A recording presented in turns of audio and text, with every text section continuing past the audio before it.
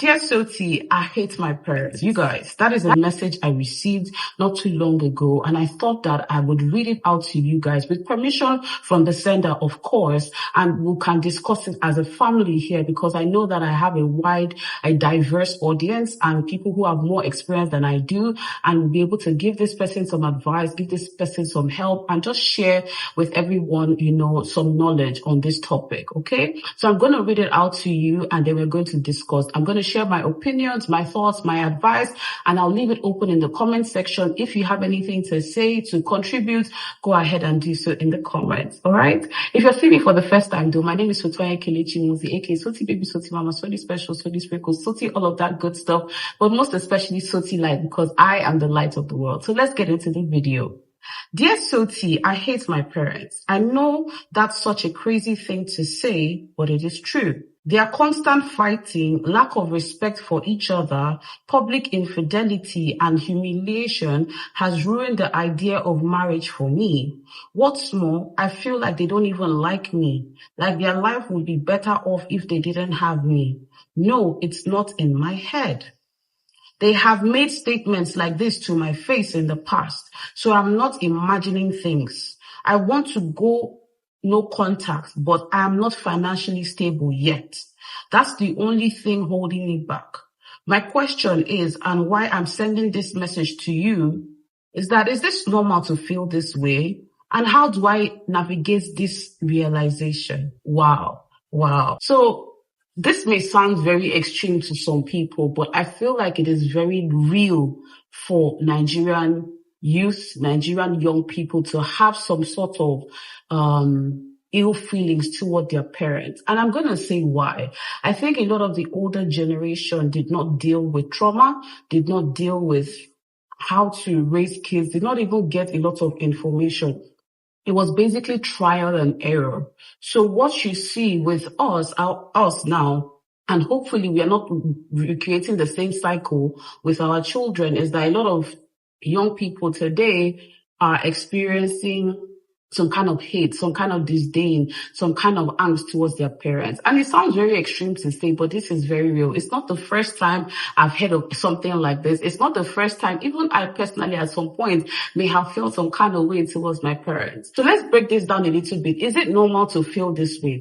So dear sender, it is definitely normal to feel some kind of way towards your parents. What is not normal and what is not good for you is holding on to it and nursing, some kind of ill feelings towards them, because the truth of the matter is that everything that you feel is valid, but your reaction is also what determines how you will move forward in life. Does that make sense? Your feelings are valid. You are justified to feel the kind of way that you feel. It makes sense that you feel that way. But the issue is, how does your unforgiveness and your feelings, how do they affect you in the future? The simple answer is to let go. Okay, the simple answer is to let go. But I know it takes effort. I know it takes time. I know it takes a lot of wisdom. I know it takes a lot because you are probably still living with them, I feel like. And so you're still dealing with this. You're still in the thick of things. But I would suggest that you look out for a way to speak to someone. If you're still in school, since you say you're not financially stable yet, seek out a therapist or a counselor. If you go to church, speak to someone. But the problem I have with some of this advice that I'm giving is that the people that you speak to, they have to be trustworthy, because if they are not, they're going to go back to your parents, or they're going to shame you, or they're going to say something that would make you feel like it is not valid for you to feel the way that you're feeling. Okay, that's the first thing. It is valid, it is normal, and that you need to speak to someone about this. So this thing does not become like a literal log on your neck that weighs you down and chokes you.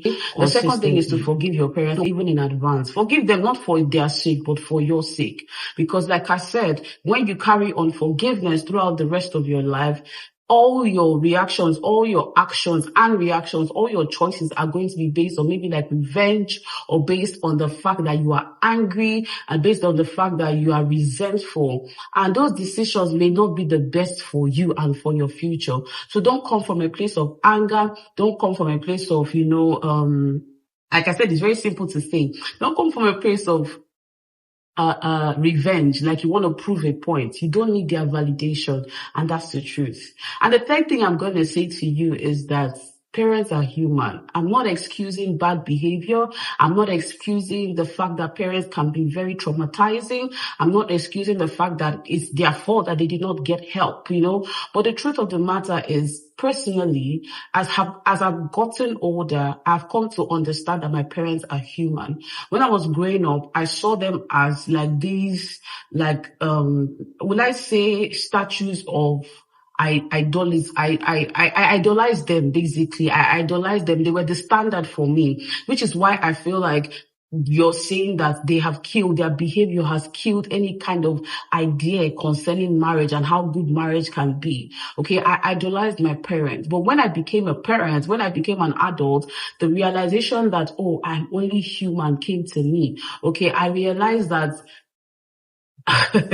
that my parents are human as well. And so some of the mistakes they made because they were human and they didn't know better.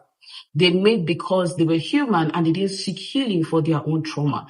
They made the same mistake, or they made some mistakes because they didn't even realize they were making mistakes, maybe till upon the point that I pointed it out. And that's what is going to lead me to the next point, is that I don't know how the relationship with them is, but maybe you can find a way to speak up and speak out. Okay, I have situations where I've spoken to my parents about things that happened in the past. And for some reason, thanks be to God, they were very receptive. They listened to me and they were able to digest how I was feeling. And even at some point, they apologized.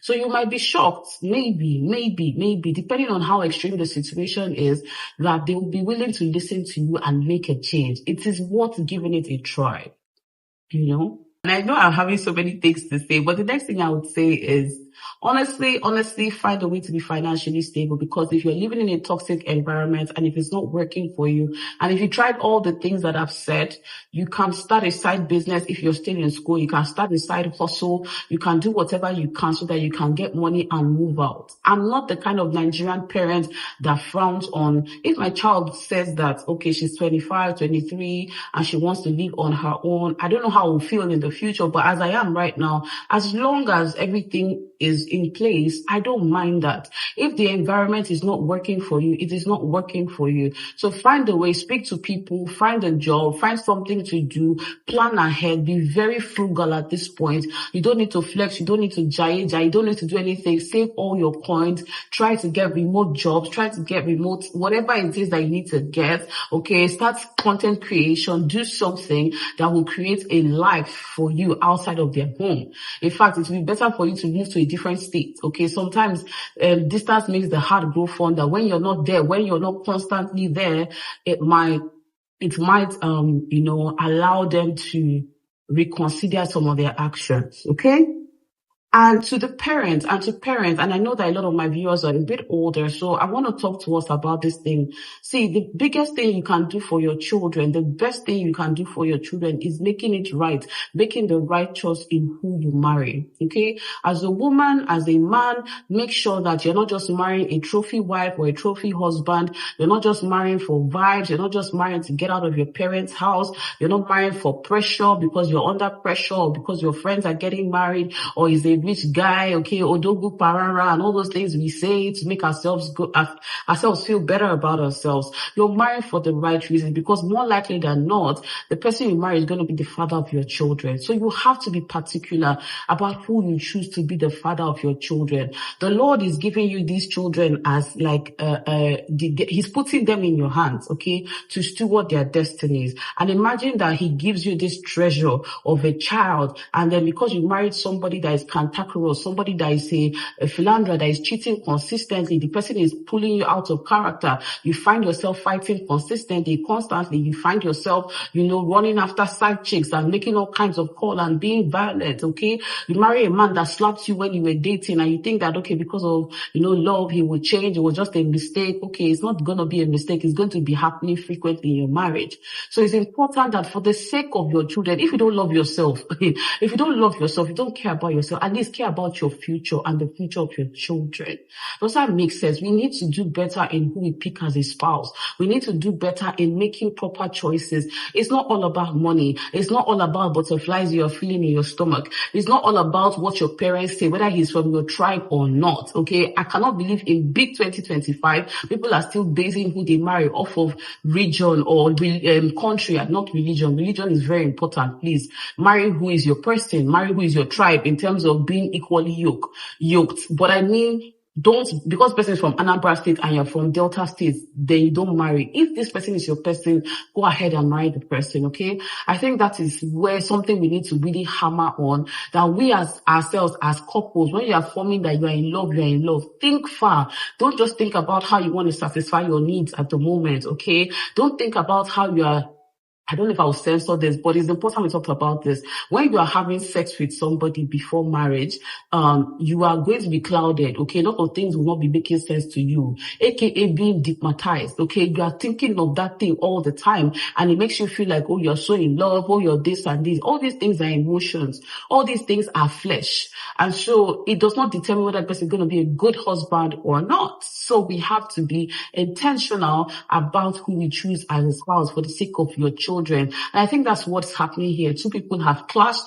The home has become toxic. There's humiliation. Imagine coming to your school and you find out that actually the person sent a message like this. I asked what was the humiliation, that they found out that the dad was seeing one of her classmates. Like, she came to school, saw the car that they drive at home, the dad's car and the driver waiting for one of her classmates, and she was so embarrassed. And the mom too came and was shouting. It was like a public thing. So imagine such scenarios. That is humiliating. That's embarrassing. And women and men too, depending on the situation, it's okay to leave. Okay, it's okay to leave. Sometimes we keep saying this thing: I'm staying for the children. I'm staying for the children.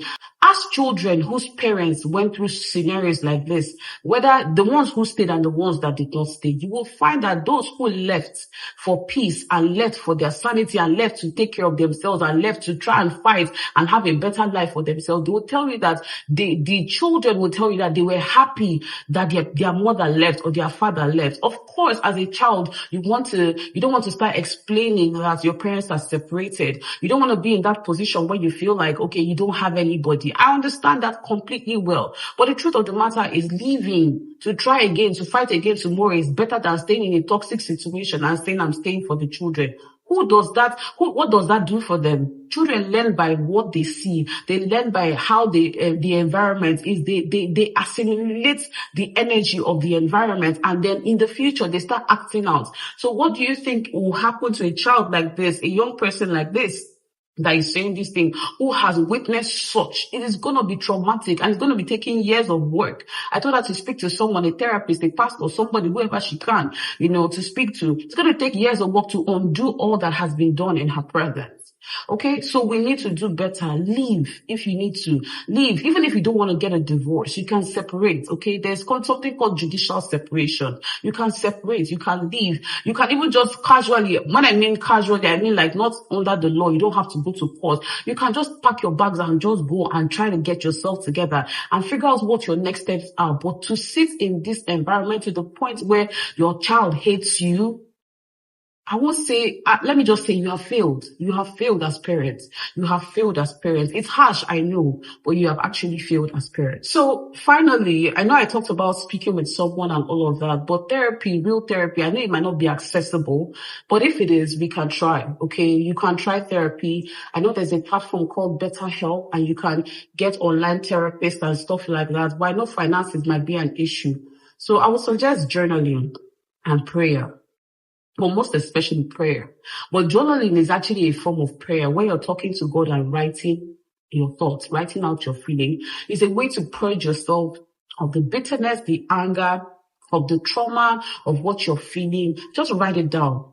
And you'll be shocked. Sometimes that thing you wrote down might be your key to your what would I say? It will be the key to who you become in the future. You can write a book, you can be a motivational speaker, you can be a pastor, you can be whatever, but those feelings, pour them out, purge yourself of those feelings, and you will feel lighter, you will feel better. Trust me, I've journaled so many, I have books, I have journals, I'm always buying stationery, I write a lot to get things out there. Sometimes when my husband pisses me off and I don't want to talk to him right now, I write how I feel. And sometimes too, when I write how I feel, not saying that this is the same in your situation, when I write how I feel, I now realize that a lot of it is like overcharged emotions, not necessarily what is happening at the moment. Maybe it's something from the past, feelings from somewhere, or maybe I saw something on social media, everything just becomes so charged and I'm so in my feelings and I want to, so I go and write first. And then I talked about prayer. Prayer is so important. Communion with the Father, talking to him, dropping everything at the feet of Jesus and saying, God, I beg. God, I beg is a complete prayer. God, I beg is a complete prayer. God, please help me, rescue me, have mercy on me so that you don't derail your own future. It's not worth it to derail your future, because of the mistakes of your parents, because of the bad behavior of your parents. It's not worth it. So I'll leave you with this. There's hope. There's hope. Keep chatting with me. Keep sending me messages. I'm available. I will listen to you as much as I can, as much as is possible. But try these steps out.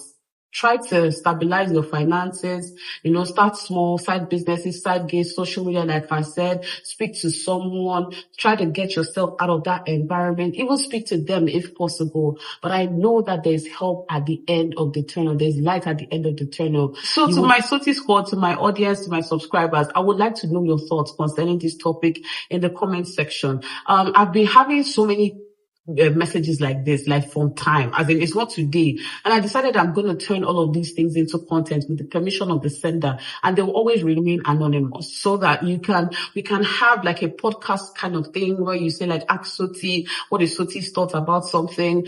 This is what you're going through. Talk to me. Okay. I talk for a living. I enjoy talking for a living. So I'm so open to more comments and content like this. Anyway, thank you so much for watching. Don't forget to leave a thumbs up. Don't forget to subscribe. Don't forget to leave me a comment, and I will see you in my next video. Bye.